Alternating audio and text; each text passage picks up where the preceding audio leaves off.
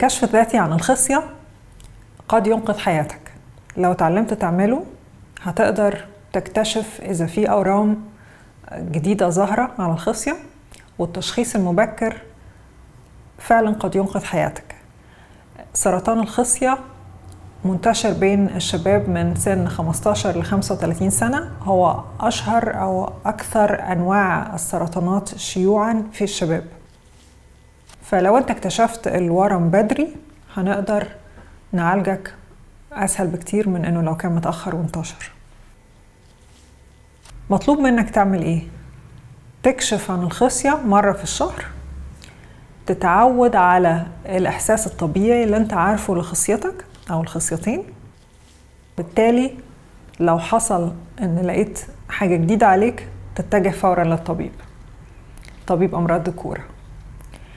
تعالوا الأول نعرف إيه الطبيعي علشان نعرف نلاقي إيه في الخصية مش طبيعي. في الكتاب ده شرح لشكل الخصية الطبيعي. زي ما انتوا شايفين احنا شايفين ناحية واحدة من الجنب، لكن في الرجل فيه خصيتين. الطبيعي احيانا يكون موجود خصية واحدة، ده يعني استثناء، لكن طبيعي انه فيه خصيتين واحنا شايفين من الجنب هنا. لو انتوا شايفين هي تشبه البيضة كده، ده الجانب الامامي منها، والجانب الخلفي منها متعلق عليه حاجة تشبه الدودة شوية. دي مجموعة من القنوات الصغيرة جدا اللي بتجمع المني وتوديه بقى لطريقه. فانت الحقيقة لما بتكشف على الخصية او على كيس الصفن بتلاقي الخصية ووراها حاجة كده زي دودة وراها كده. اوكي، تعالوا نتعلم نشوفها على موديل هنا. يبقى انت اول كل شهر تحت الشاور مثلا، او خلصت الشاور وواقف يعني مستقيم قدام المراية، هتاخد كيس صفن تحته الايد اليمين وتمسك بالايد الشمال من فوق. اول ما تبتدي هتحس ان في حاجة بتهرب منك، يعني هتبقى حاسس انك مش عارف تحس كويس.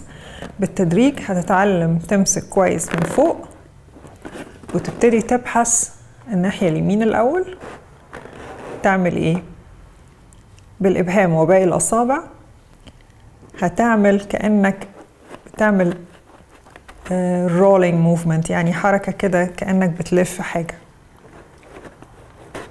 كده من فوق لتحت، وفي حركة دائرية كده، وتبتدي بقى تحس الحاجات اللي احنا قلنا عليها.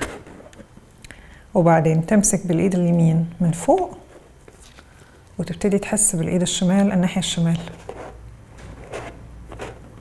كده، كأنك بتعمل rolling movement، يعني حركة كده بتلف بين الأصابع بتحس، وتبقى كده انت اطمنت على الناحيتين. اوكي، ساعات ممكن تلاقي ناحية أعلى من التانية، معلش ده طبيعي، بس تعود على شكل الطبيعي لجسمك بحيث لو حاجة اتغيرت تقدر تكتشف الفرق. طيب الحقيقة ان احنا بنحس بقى ايه؟ انت بتحس كده، يمكن واحدة اعلى من التانية او اصغر من التانية، معلش، لكن اتعود افتكر ايه الطبيعي عندك. وبعدين وانت بتحس كده بصوابعك من الناحية اليمين، فبتحس حاجة زي البيضة. اوكي، وبعدين الجزء الخلفي من فوق كده من البيضة تبتدي تحس بحاجة تانية من ورا زي الدودة كده، دي اسمها epididymis، ده طبيعي. وبعدين الناحية التانية كمان تبتدي تحس، ولاحظ كمان انك بتحس السطح البيضة دي ناعم زي البيضة بالظبط، ومن ورا تحس الابيديديمس ده. اوكي، الحجم الطبيعي حوالي 5 سنتي في 2.5 سنتي، ممكن يكون اصغر شوية لو انت شاب صغير، لكن المهم انك تحس ان السطح ناعم وتحس الدودة اللي ورا دي، ده ده الطبيعي. لو فجأة الحجم صغر قوي أو كبر قوي ده مش طبيعي. أوكي؟ ممكن بقى تبتدي تلاقي حاجات غريبة. إيه اللي ممكن تلاقيه؟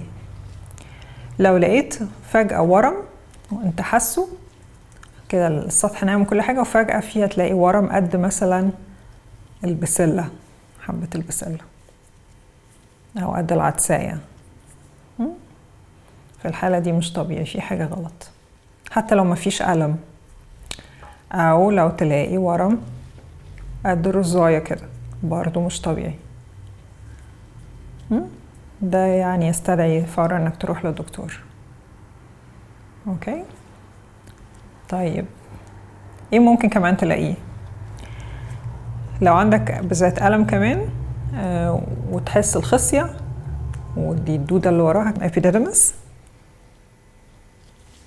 تحس بقى كمان هنا هتلاقي حاجة احساسها كأنها شنطة فيها دود. ده احساس الدوالي الخصية، ده برضو يستدعي انك تزور طبيب. تعالوا نراجع الحاجات اللي احنا قلناها علشان نتعلم ازاي نكشف على الخصية. وتبقى واقف وتشوف السطح من تحت ايه اعلى من التانية، وبعدين تشوف بأصابعك السطح ومن ورا اذا كان ناعم وفي الدودة اللي ورا دي، وبعدين تكشف على اذا كان في اورام. الحاجة الغريبة اللي ممكن تلاقيها كمان تغيير في اللون. يعني لو لقيت اللون فجأة من كيس الصفن بقى أزرق أو أحمر قوي أو غريب، لونه غريب عن اللي أنت متعود عليه، ده برضو غريب. لو في أي ألم يستدعي برضو زيارة طبيب. ولو لقيت الشنطة دي اللي فيها الدود يبقى ده يستدعي برضو زيارة طبيب. أي تغير في حجم الخصية، سواء كانت موجودة وكبرت قوي أو مش موجودة وفجأة لقيت ورم مكانها، يستدعي أنك تسأل طبيب عن الموضوع. تكشف على نفسك مرة في الشهر باحثا عن أورام في حجم البسلاية أو العدساية أو الرزاية على سطح الخصية، أو أي تغير في حجمها أو لونها أو شكل كيس الصفن. أتمنى لك كل الصحة.